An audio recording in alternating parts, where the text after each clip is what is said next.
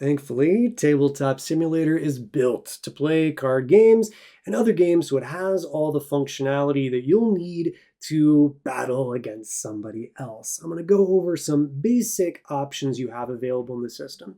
One, you can drag and drop anything that is on the board. With these decks, by right-clicking, there's a lot of great options from flipping them over like they would normally sit on the board, to shuffling them to get them ready, even cutting them you can do. And when you are setting up your side of the board, you might end up doing a setup like this where you've got your summon cards above your source cards. The summon deck will be bigger than your source deck, and then you can even draw from these decks after shuffling them. Let's say you decided to do 3 cards from your summon deck, 2 cards from your source deck, and then you can see those cards either right here or right here just by mousing over. They'll pop up. Also, by holding Alt, you can then zoom in and see exactly what's going on with these. If you wanted a mulligan, you can drag them from either place, flip them over, pick up the deck, put it on the bottom, and then draw your new card, so you're up to your regular starting hand size. When you're building your own decks, as opposed to making or using a pre-made deck, you're going to want to use the clone feature. So let's say you decided to make a Earth deck, even though there's not that many Earth cards. Well, you can clone that Earth source, and if you're going pure Earth, you would keep clicking left to make a bunch of them and click right to stop, and then boom, you've got 10 source of Earth.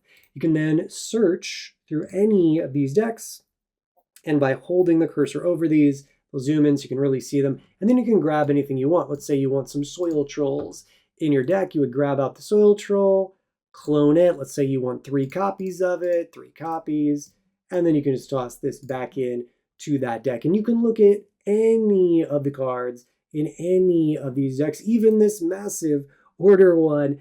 You will need to scroll up and down a little bit to see everything, but you can go through all the cards and pick out any you want.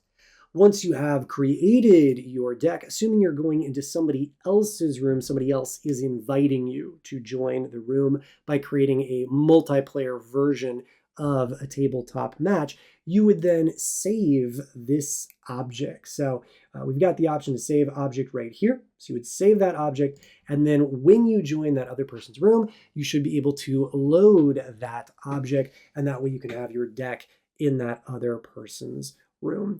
There are some other interesting things you can certainly do on tabletop, but these are the things you'll primarily be doing.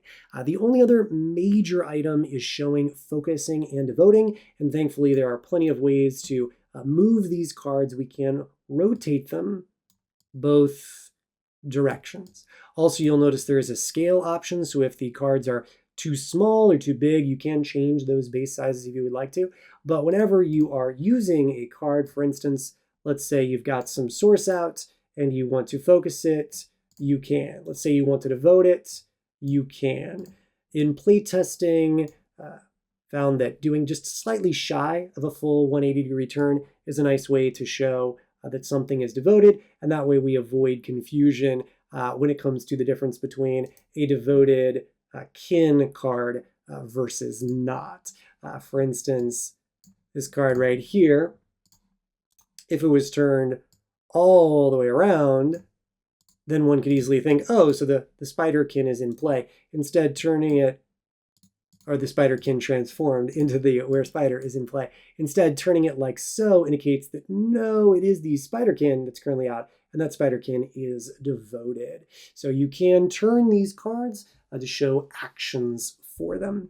If you have questions, feel free to ask in the comments or in the Discord. Hope a couple tools like this make playing easier so you can just focus on enjoying the game.